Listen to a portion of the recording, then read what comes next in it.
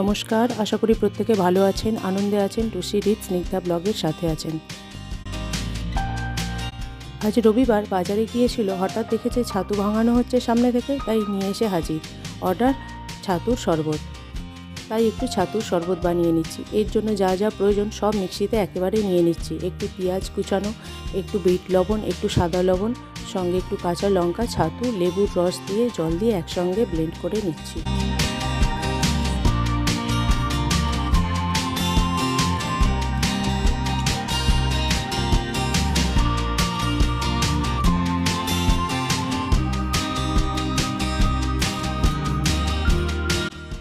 এদিকে 3টে glass ready করে নিয়েছি। এতে একটুখানি চাট মশলা দিয়ে দিচ্ছি প্রথমে, তারপর এতে একটু লেবুর রস দিয়ে দেবো, ওপর থেকে ঢেলে নেব শরবতটা। একটা সময় ছিল যখন কিন্তু আমি এই ছাতুর গন্ধ একেবারেই সহ্য করতে পারতাম না, খাওয়া তো দূরের কথা।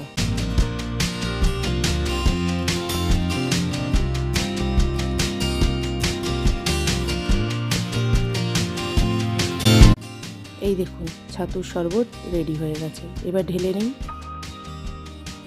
ওপর থেকে আর একটু পেঁয়াজ কাঁচা লঙ্কা কুচনো দিয়ে এর ওপরে একটু ঘরে তৈরি ভাজা মশলা দিয়ে দেবো, তাতে টেস্টটা আরও ভালো আসবে। ঘরে তৈরি যখন নিজের মনের মতো করেই তৈরি করে নিই।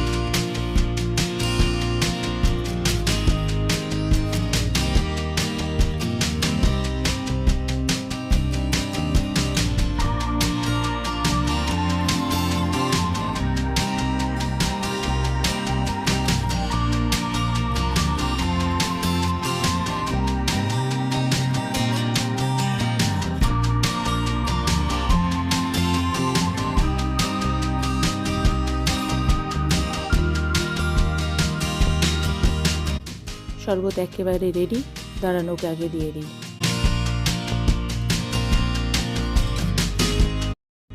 এদিকে চলে এসেছি রান্নাঘরে। আবার একঘেয়ে মাংস ঝোল ভাত না করে আজ ভাবছি একটু অন্যরকম করব।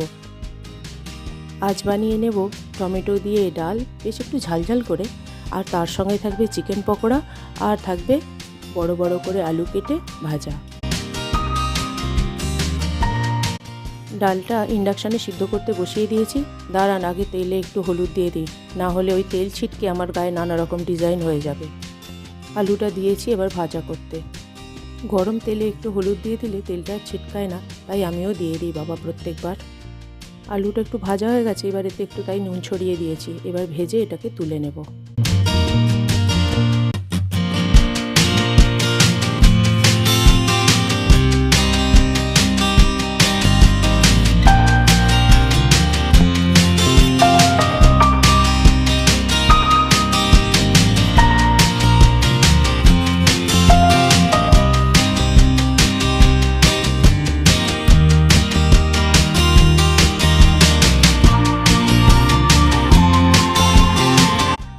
এদিকে কড়াইতে বেশ কিছুটা সর্ষে তেল গরম করে নিয়ে তাতে অনেকটা পরিমাণে শুকনো লঙ্কা দিয়ে দিচ্ছি।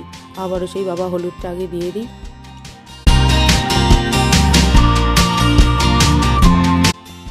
এই এদিকে টমেটোগুলো দিয়ে দিয়েছি, তাতে একটু পরিমাণ নুন আর আদা বাটা দিয়ে দিচ্ছি।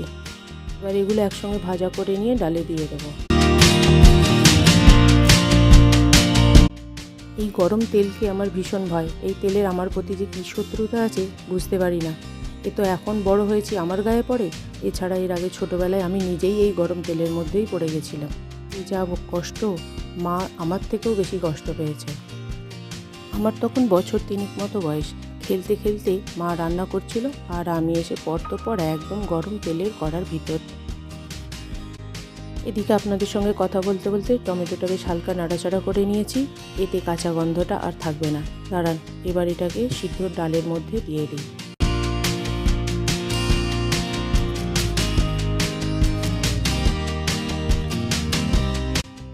এই যে দেখুন, ডালটাও বেশ ভালোই সিদ্ধ হয়ে গেছে।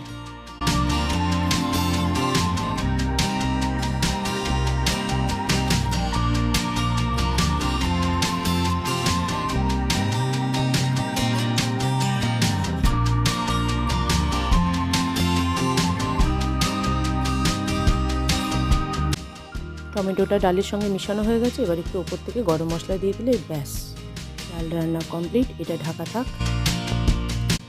এদিকে চিকেন পকোড়া করে নেবার জন্য চিকেনে দিয়ে দিয়েছি বেশ কিছুটা পরিমাণ নুন, আদা বাটা, রসুন বাটা আর 2 হাতা মতো এতে দিয়ে দিচ্ছি ছাতু, আর তার সঙ্গে দিয়ে দিলাম একটু চালের গুঁড়ো, তাতে দিয়ে দিচ্ছি একটু মরিচ গুঁড়ো, এই সমস্ত কিছু দিলাম। ও হ্যাঁ, আর এতে দিয়ে দিলাম একটু গরম মশলা, লঙ্কার গুঁড়ো, যা লাগে আর কি। এই সমস্ত সব দিয়ে সবটুকু একসঙ্গে মেখে নিয়েছি। এবার এগুলোকে ভেজে নেব। আপনারাও একবার বেসনের বদলে ছাতু দিয়ে মেখে দেখবেন, এর টেস্ট একেবারেই আলাদা হয়। বেসনের গন্ধটা অনেকেই পছন্দ করেন না, তারা এইভাবে একবার করে দেখুন, আমি তো বলছি ভালো লাগবেই।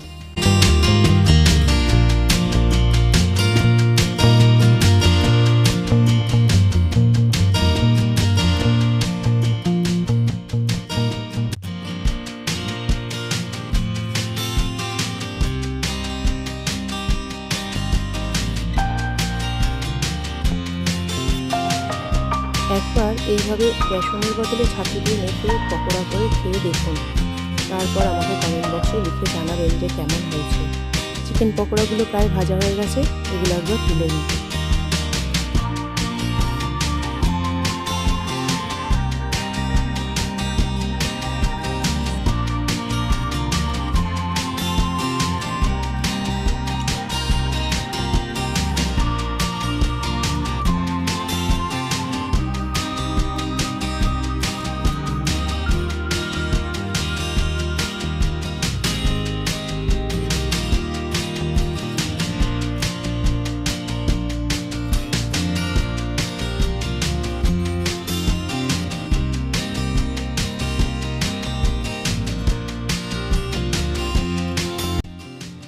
আর একবার এই চিকেন পকোড়াগুলো তেলে দিয়ে দিই, তাহলে আরও বেশি ক্রিস্পি হয়ে যাবে।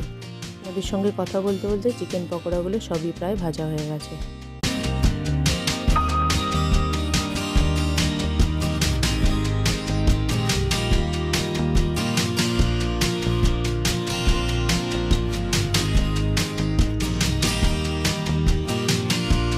আমার রান্না প্রায় কমপ্লিট। এদিকে কাজের ফোন এসে গেছে ওর, মনে হচ্ছে না খেয়েই বেরিয়ে যাবে। তবু দেখি ভাতটা বাড়ি। ভাত তো বাড়া হয়ে গেছে, কিন্তু না খেয়েই বেরিয়ে যাচ্ছে। ভাতগুলো তুলে রাখি। ভালো লাগলে এই চ্যানেলটিকে সাবস্ক্রাইব করে আমাদের পাশে থাকবেন। ভালো থাকবেন, আনন্দে থাকবেন। তাহলে টাটা, বাই, দেখা হবে পরের একটা ব্লগে।